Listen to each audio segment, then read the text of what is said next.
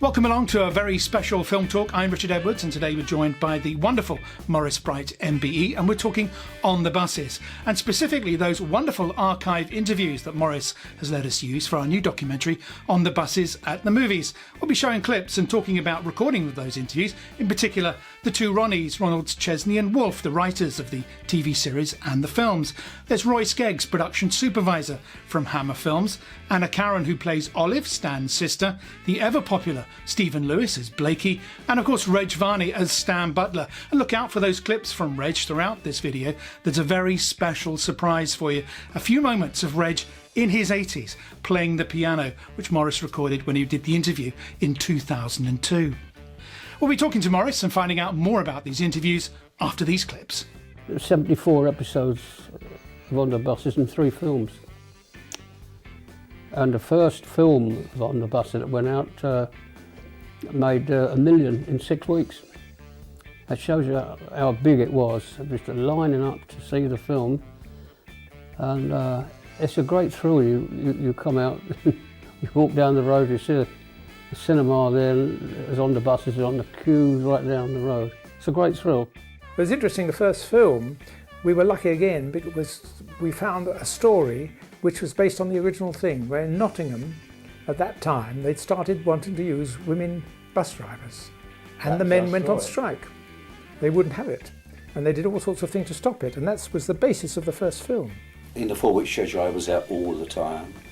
The two Ronnies, as we called them, the writers were there on hand to help, and a very good production manager. And we looked after Reg. He had his own caravan on set all the time, and he relaxed. He had a very busy schedule, but he could relax between shots. And he loved it anyway. I mean, Reg is a good old pro, and he just adored it. Stephen Lewis and Bob Grant had both come from the Joan Littlewood stable, so they could create anything. And I think Stephen was absolutely hysterical because he would be given a line saying, "Oh no," and that would develop into a series, you know, "Oh no, no, no, no, no, but," and I mean, it was just extraordinary. He built his part from nothing to more or less the second lead in the show. What you do is you relate the part to something that you know or knew about. And I thought, this guy was somebody who had been a sergeant in the army, and he was able to control the men under him with all that force behind him. He didn't have it now, so he was frustrated. So he retired. I'll get you, Butler. I'll get you. I'll have you with this.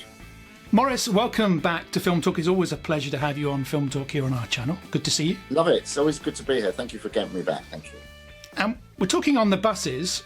Yeah. As you know, we've put out this On the Buses documentary, On the Buses at the Movies, but we're able to make that because of some incredible interviews.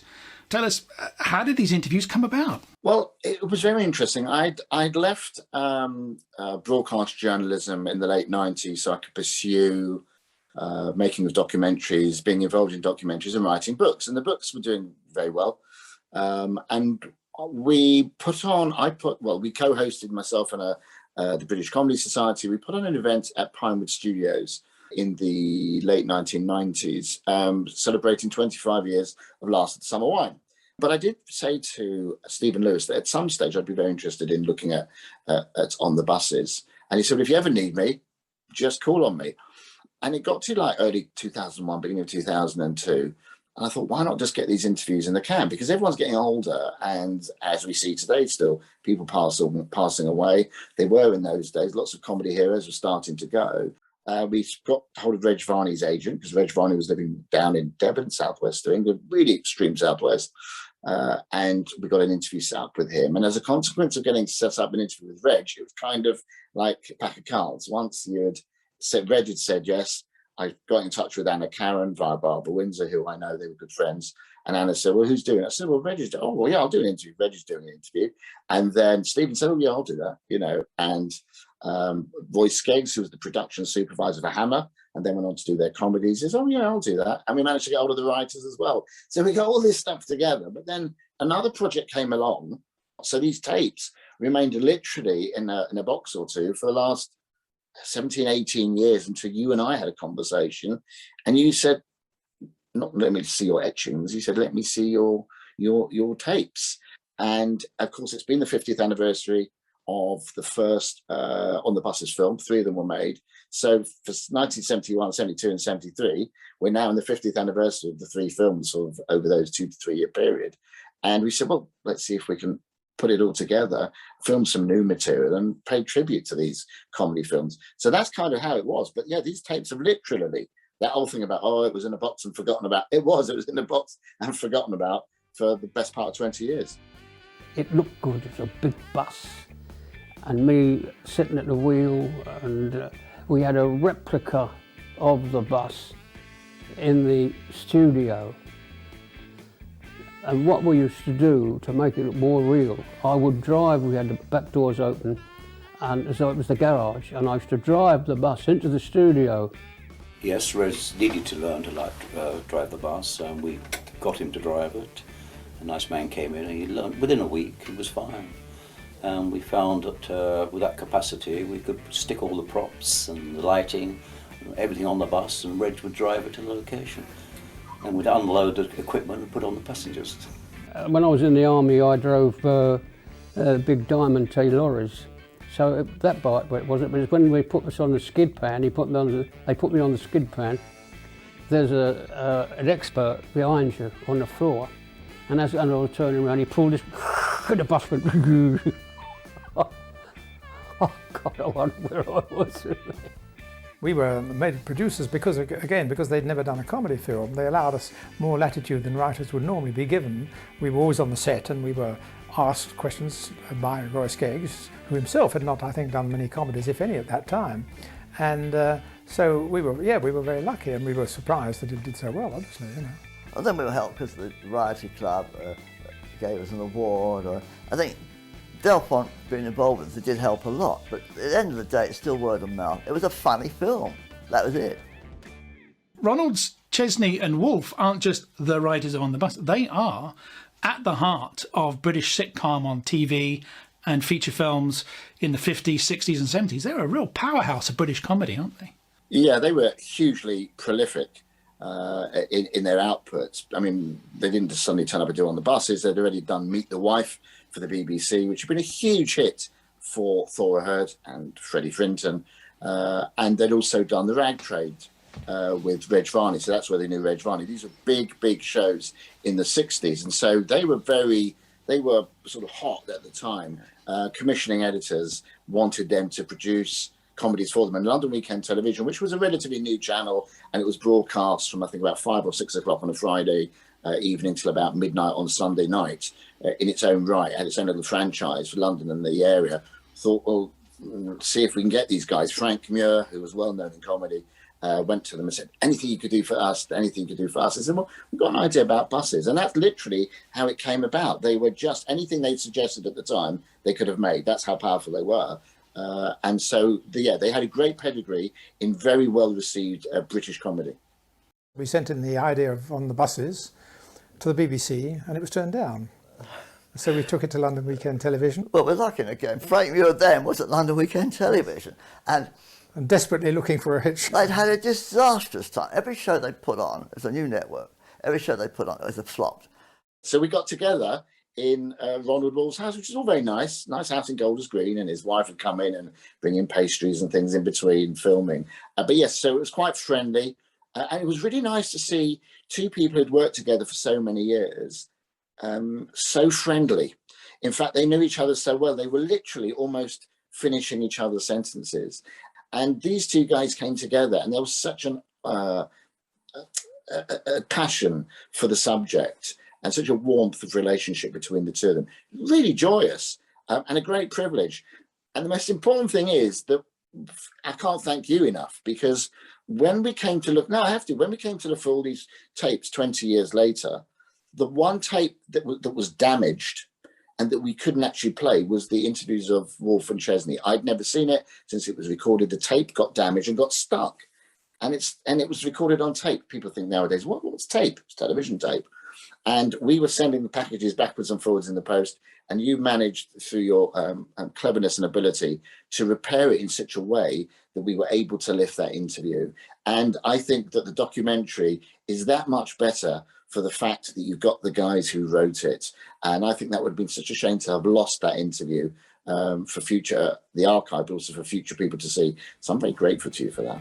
And one of the reasons we chose On the Bus as an idea, we wanted to put workplace with home, to have the two together. So you get plots where you have both things, so it gives you much more chance with the plots. So we thought this guy who goes from home, where he's living with his horrible sister and his brother-in-law who hates him, and his mother, and he pays for everything. Then he goes to work and he's lumbered with this inspector who hates him also. I hate you, Butler.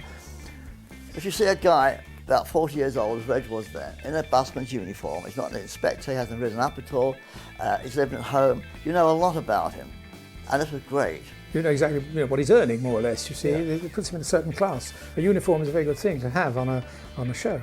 It's a wonderful addition. I mean, to have that material there, over an hour, really, of Ronald Chesney, Ronald Wolfe, just talking about On the Buses and the films and the TV series and getting it made, and how critics hated the films and a whole range of different subjects. I mean, it was just absolutely fascinating. We had to have the material, so if there's any way to repair that tape, we had to try and do it. But they're just wonderful guys, and they make such a terrific contribution to the documentary. They do, and they made a wonderful contribution to British comedy. But that's not to say that everything they wrote was brilliant. And in fact, after On the Buses, their popularity of some of their shows started to wane. They very easily got commissions after that. And it might have been that they were getting tired of writing. It's a lot of writing they've written over the years.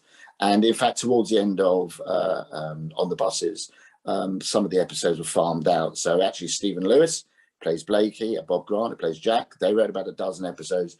George Layton wrote some episodes too. But in the 70s, their output perhaps isn't as popular now. So you've got something like Romany Jones, which was set up for James Beck from Dad's Army, who sadly passed away during, I think, after the first or the second series.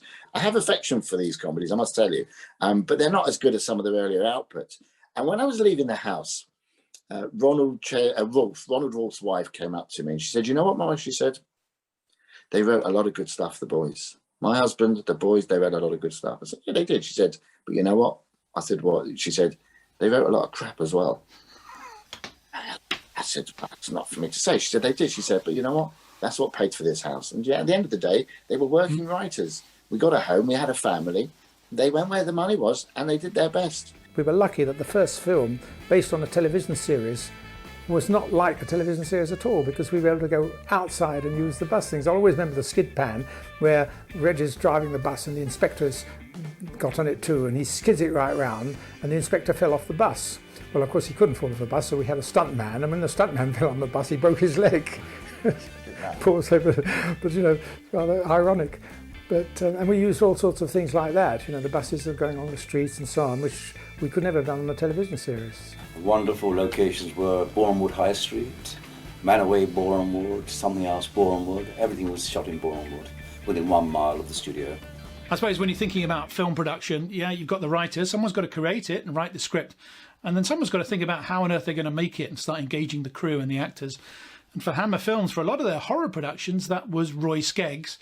And he was persuaded to, not all too willingly, to lend a hand to get the On the Buses films produced. I mean, tell us a little bit about Roy, his role, and how that interview came about.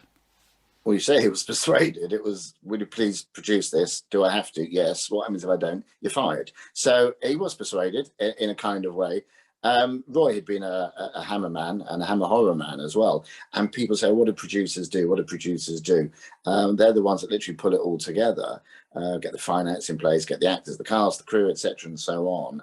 Interviewing him was interesting because he still had an office for Hammer at Elstree Studios, and this was my early days when I was just sort of getting involved at Elstree, if you like. What we talking about, 2002, so we're talking almost 20 years ago, and it was a really great opportunity for me, not just to walk around to see the studios, but actually to go in to some of the offices and meet some of the people. And Roy still had his office there, and he was a really nice guy. He was actually a gentleman. Spoke very well, very eloquently, very well spoken. And he kind of played down, I think, his part in the success of so many of the films. For him, well, it was a job, and I got on and did it, and hopefully it went well. So he was quite self-deprecating, which I quite liked. But he was also quite good with the detail. He was a nice guy to talk to, and I got to understand more, if you like, from behind the scenes, which isn't as glamorous as people might imagine. And he was the first to admit that. Everything was very straightforward. We had several special effects sequences. A wonderful special effects man, Barry. I remember we had a sequence where the inspection pit was filled with foam. There was a fire which Reg had to put out, and he used foam, and the pit was full of foam, and Reg has to fall in the foam. We had a stunt man to do the stunts, actually. Then we lifted Reg in, and Reg crawled out. And then the brother-in-law goes into the foam on his motorcycle, same stunt man, and he was quite badly injured. His elbow and one of his arms were very badly injured. Otherwise it went quite smoothly. We had a sequence where we blew up the toilet on the holiday camp, where again we had injuries to the stuntman, but all the cast were fine. I heard the news by Ronald Chesney ringing me up and saying, we're making a film, there's no money in it. I always remember that. It was the first thing he said. We're making a film, it's got no budget. The budget for the cast is $7,500, so don't be stroppy about it. And that's all I remember. And then the film, and it was great. And we came and shot over here, and the big screen suited me even more than telly, which I was lucky about. We had a lot of fun here. And this actual bar we're sitting in is where we used to come in and have drinks afterwards. Anna was very good friends with the late Barbara Windsor. And I knew Barbara, and particularly at that time, in the late 90s, I'd been doing some work with her. She did a documentary that I was involved in for ITV.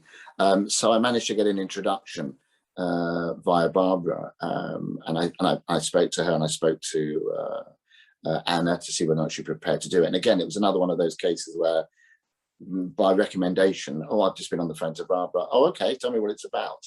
And it was really lovely because she gets a bit of a hard, it's a bit of a rum do if you think about the part she plays. She's actually a very glamorous woman, and people see shots of her in the 60s and go, wow, she did modelling work for a while. And you see her in this interview footage sitting in the bar at Elstree, and she's by that stage, mid-late 50s, looking really lovely, glamorous, and so on. And I thought that was really important that people saw that. What we didn't want to see is that she was looking like Olive or dressing her like Olive to keep, because it was a character she was playing. She's an actress, and she went on to so many other things, including EastEnders. And she herself admits how dowdy the character was, and it was almost an accident that she got the part. It said that she was always ill, and that she was sex mad. And I sort of put the two together and thought, well, if she's sex mad and she's not getting any, there must be a reason. So I decided to make her as ugly as possible. And the wig I had actually had a sort of a flat top, so that it flattened my head. A big sort of Prix de Munster sort of setup, really. And it was like that. It really was a killer of a wig. I've still got one at home. And then, of course, I dressed her in those outrageous things. With that, I would wear those silly frilly nighties that very slim dolly birds would wear, which made her so even more incongruous. One of the things you recorded with Anna in 2002, which is not in the documentary because we had to really focus on just the 3 feature films and there was so much other material, you went for a bit of a walkabout, and there's footage of you and Anna 20 years ago looking just as glamorous and wonderful as you do today, obviously. Oh, you're very kind. What about Anna? You're showing her around the studio lot. And this is also the studio lot from 20 years ago. And when you got to the top of the Central Avenue, there's building work going on, which looks like that's where they were starting to build the Big Brother house. I mean, that's how long ago it was. It's really funny because, of course, I didn't see all the tapes or everything on the tapes before I sent them to you. So I haven't actually seen that footage. So that's come back to me now for the first time in literally almost 20 years. You're absolutely right. If it was in the early to mid 2002, Big Brother had filmed in London at 3 Mills Studios its first 2 series. And then because it was coming very popular, they needed to build it in a place where they had more security around it, because it was just, and they suddenly thought maybe we should do it at studios. And they came to visit Elstree, and they saw the old water tank where they'd filmed part of the Dam Busters and Moby Dick and other productions wasn't being used. And we said, this is the only space you've got if you want to build something from scratch. And they said, yeah, can we have that? And it eventually was turned into the Big Brother compound, so they had all their offices and everything there as well. But I remember the first planks, because it was made of wood, coming from Alaska and arriving in a very cold February day in 2022. So, 2002. So yeah, that would have been literally almost 20 years ago. Very nice brown jacket there, Morris. You and Anna walking around the studio. Well, very stylish. Very short haircut too, I noticed. I was about to say, good to know that 20 years later, in my mid-50s, I've got more hair now than I did then. Do hang on to that jacket. It'll come back into fashion one of these days. I think it'll be... Eventually. I'm not sure I'll fit into it, though. It's probably a bit loose now, I should think. You're very but widespread. It's not the only time you had a walk around, I've noticed. Because we've done a walk around in the studios, but that's on our YouTube channel as well. But you also went for a bit of a walkabout with Stephen Lewis, but not Stephen Lewis. You went for a walkabout with Inspector Blake. Have a look at this.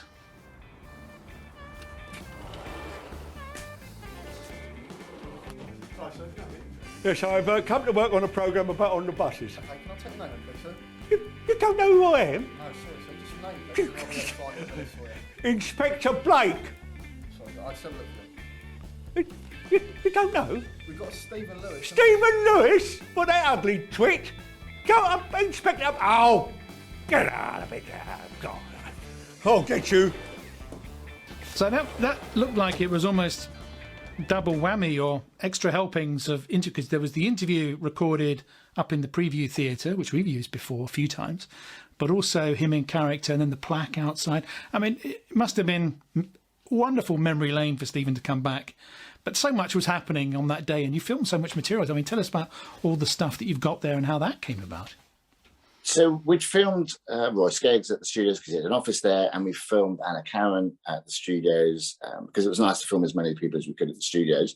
And I was in touch with Stephen Lewis, who I mentioned earlier that I knew. I'd been on vacation with him last summer wine and we'd become quite friendly. And he said, "Oh, I'll come on the train." I said, "Are you sure?" He said, "Yeah, I'll just come on the train." I live near Kentish Town, where it was. And he came on the train, got a taxi up from the station. And when he arrived, he had a bag with him. And I said, "Well, what have you got with you?" He said, "Well," he said, "I've got my uniform." I said, "What uniform?" He said, "I've got Blakey's uniform." He says, I said, we won't be using it for the interview. He said, "No," he said, "but in case you want me to, dress up and do a bit of Blakey," he said, "I brought it with me." And I thought to myself, well, how can I, seriously, I thought, how can I not? And we couldn't do the interview with him because it just wouldn't have worked. But so we did the interview with him in his regular clothes. And then it was just like, well, what can we do? I mean, I'm not going to turn down an opportunity. If Stephen Lewis go, "Oh my God, I hate you, Butler," or "I hate you, Bright," or whatever it was, I wasn't going to miss that. So we constructed a few ideas. There was already an On the Buses plaque, which was up there on the wall, that had been put up by a comedy charity a couple of years before. In fact, Stephen had been there at that event, so had Anna and others. And he said, maybe I should do a little bit here. And then he saw the security guard and he went into the security area and he was walking around. It was just wonderful. I mean, we didn't know what we were going to be able to use, if we were going to be able to use it. But it would have been silly not to. And he was just so funny and so kind and friendly. And what was lovely was people's faces. People just loved it. They really took to it. I mean, because by that stage, you're talking 25 years since it had been off screen. Oh, well, technically, but it's been repeated so many times. And it was a character that people really, really sort of took to and really enjoyed, even though it was a miserable, old, curmudgeonly old character. But people really liked him. And as Ronald Chesney said, he was originally written with one line and eventually ended up a second lead. So that's how he had progressed in the show. So it was, oh man, that was funny. The hardest part for me was not to laugh near the camera microphone because I didn't know what we were going to use. But can you imagine? Oh, God. I hate you. A material you've covered in the interview, I mean, we focused on the clips specifically to the films, the 3 films, because that was the subject of the documentary in the 50th anniversary this year and then next year and the year after because of the 3 films, one after the other. But he talks a lot about his career, Joan Littlewood Theatre. He's a very talented writer. Although he's played the same character in just about every TV sitcom he's been in, and it's a much loved character, which is why it's always recurring. But he wrote Sparrows Can't Sing, and the film version with Barbara Windsor and Roy Kinnear, and it was a very successful stage production too. Really, really talented guy. And some of the comments we see from the documentaries, we've never heard Stephen Lewis talk not as Blakey, and to hear him speak in his natural voice was a real surprise. And he's a very intelligent, very talented guy. That's what I really enjoyed about the interview, because it's very easy, typecasting. We've talked about typecasting in the past. It's very easy for people to assume that he plays this character all the time. He played that character because that character was popular. He was an actor who could have done lots of different things and could have done a lot more. But unlike some actors who got concerned about typecasting and didn't like that type of character, he didn't mind it. And I asked him at the end of the interview, if you're always remembered for this Blakey type character, will that suffice as an actor? Is that okay? And he said it brought people laughter, it brought people joy. He said today, he said I was coming on the train and they're saying, get that train out. He said someone shouted from the other platform. He said, and to be able to be bringing this much joy to people after so many years, he said, I don't mind at all. But I think you're absolutely right. He was a writer, came from the Joan Littlewood School, an actor, but he decided that was enough for him. He would be happy with that if he made other people happy. But I do like finding out what got people to where they got to, where they were doing the role that became, if you like, iconic for them. And it was a young man still, but he had some early successes. And so it was nice to be able to flag those up. One mate said to me, they're doing auditions, he said, next Thursday. So I said, you're joking. So he said, no, he said, why didn't you go and do it? I said, oh, come on. He said, I tell you, he said, do an audition. He said, well, I'll come and watch you. So, all right then, I'll do it. So I learned a couple of little pieces, and I went in there, and they said, right, next. And I went and did my little piece, and they said, and a voice said, right, thank you, that's it, thank you. And I thought, oh, well, that's it then. So I walked out and I saw my mate in the bar, and we were standing there talking. So he said, what do you think? I said, oh, well, that's it. And suddenly, she was alongside of me, and she said, so will you be available in September for that? I said, what? She said, will you be available for that? There's a piece called You Won't Always Be on Top. And I said, yes, I will, you know. And I came and did it, and that's it, I was in the business. Stephen Lewis, Inspector Blake on the buses, and of course, the most memorable line from Blakey's character is, I hate you, Butler. And his nemesis almost was Reg Varney, Bob Grant as Stan Butler, and Jack, the bus conductor. I mean, to meet Reg must have been like meeting comedy royalty in many ways, and also the face of British comedy and the face of On the Buses. Talk us a little bit about how that interview with Reg came about, because that wasn't at the studios, that was at his house down in Devon, Dorset, was it? Yeah, I first tried to make contact with Reg a couple of years before the interview, when I was involved with an entertainment charity, and we were putting up plaques to remember the big screen versions of some small screen comedies at Elstree, On the Buses, Man About the House, and Are You Being Served? And it was a charity event, and we wanted to get as many cast and crew there as possible, and we did for most of those shows. And I got in touch with Reg, and he got back via his agent and said, look, he'd love to have been there, but his wife was quite ill. She'd got bad Alzheimer's, and she was quite elderly, and he didn't want to leave her. It's a long journey. I mean, we're talking southwest Devon, you know, and he wouldn't be able to do it there and back. He was himself in his late 80s, by the mid 80s. So when I decided I wanted to move forward 2 years, and I'm doing these interviews, I thought, I can't not do it. If I don't get Reg, it's not going to work. So I made contact with his agent again, and she said, look, Reg would be prepared to do an interview, but he can't come up to Elstree. Not even if you send a car. She said, but he will do one if you come to his home. Fine, thank you very much. So we set that up, and myself and we had a crew there, audio cameraman and so on. And we went down there. It was a long journey, knocked on the door, and it is a bit odd. Being a fan of comedy and being a fan of films, you know, you think you're going to meet one of your comedy performing heroes, you get a bit anxious. I mean, everyone does. It's perfectly fine. And this old man opens the door. I mean, he's 88 by this stage. This old man, and he's sort of walking quite slowly, went into this house, and he said, took us into his room, told us where we should set up. His wife, who's still alive, was sitting in the other end of the room. He wouldn't leave her. She was sitting there quietly. And I wasn't sure how it was going to go. And then as we did the interview, and you've seen the footage again, it's a long interview, he started to change. He went from being a quiet old man, elderly man in 88, it started to all come back, all the history, all the performances, because he was on stage when he was a teenager, when he was a kid, you know, all that background, all that life that we spoke about for quite some time before we even got to On the Buses, and being on stage and learning how to do all the falls and learning the piano, and then talking about his early shows, his early successes, and he came alive again. And it was quite extraordinary seeing this most wonderful man being able to relive, perhaps for one last time, some great moments from his past with people who were fans and therefore were enjoying it, knew what he was talking about. Nothing worse than if you're being interviewed and the person has just got some questions and hasn't got any idea what it's really about. But it was quite obvious that we loved his outputs, Rag Trade, On the Buses, Down the Gate, all those sorts of shows that he'd done over the years. And I think he suddenly felt appreciated, and we got some wonderful stuff. And then he's laughing as he's remembering the past, and it was really touching.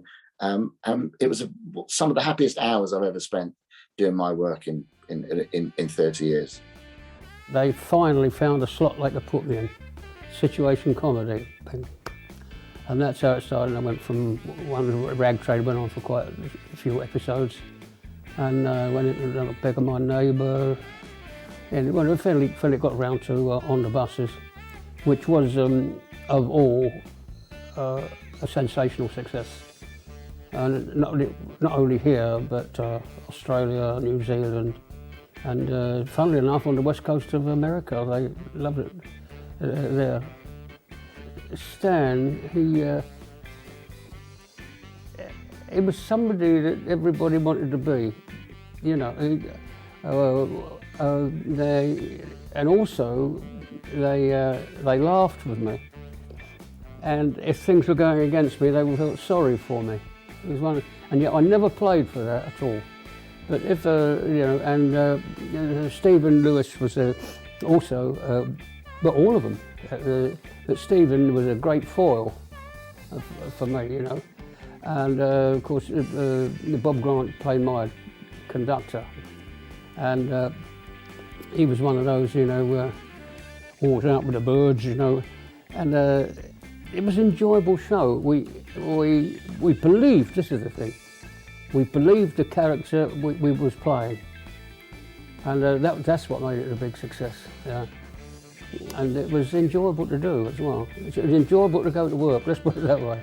He really evolved throughout the interview as he came more and more engaged and excited, recalling those wonderful memories of his. And, you know, even like, for me, the standout moment is when he's telling the story of the skid pans, the famous skid pan scene, and he's very animated.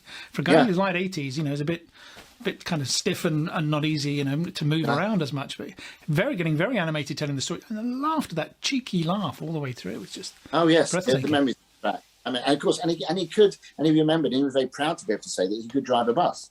So when you're seeing him on the bus here, not just the TV shows but the films as well, he is genuinely driving the bus, and he genuinely did drive the cast and the crew and the lighting and everyone from the studios over to location. He did that. He actually did all that. So he was very proud to be able to say that, and that he went to the skid pan down in Hendon. For me, though, I think the most touching moment was when we come to the end, and he said, "Do you want me to play a song?" And I went, "Yeah." It wasn't something we prepared. And he turned his chair around, and he started to play. And he started to play one of the songs. And you could hear, if you listen, because there were two microphones, he was singing it to himself as well. And he got really into it. And I must tell you, by the end of it, I must say I was in tears. It was tears of joy, but just tears of you just get it. And it was wonderful. And that will always stay with me. And very kind of afterwards, he signed me a little photo there. Look, to Morris from Reg Varney, you know, scribbled his autograph on that, which I've always kept, which was really nice. But it was so touching because, and that's why I really like what you've done, and I'm really grateful for what you've done putting this all together, because it will give a new generation, and also those people who are fans from those days gone past, it will give them an opportunity to see these people later on talking about it for the first time. They won't have seen these interviews before, and it's our way of saying thank you to them for what they've done and the joy they've brought. But it keeps their names out there. And you know what do they say? A person is only forgotten when their name is spoken for the last time. And I think to have these interviews and to get these people out there, and I'm now watching on the buses the series of my 12-year-old, not because I'm forcing him to watch stuff, you have to watch it. So your dad, he watches his older brothers, what can we watch? And I didn't think he was going to like it. And he loves it. He thinks it's very, very funny. And you think, you know what? I was 4 when this was first on. He's now 12. And there's another generation. And he's going to watch the documentary. I said, watch a few more episodes first. So the more that we can do to keep these guys remembered, the happier I will be, because it is our way of saying thank you for the joy and thank you for the laughs.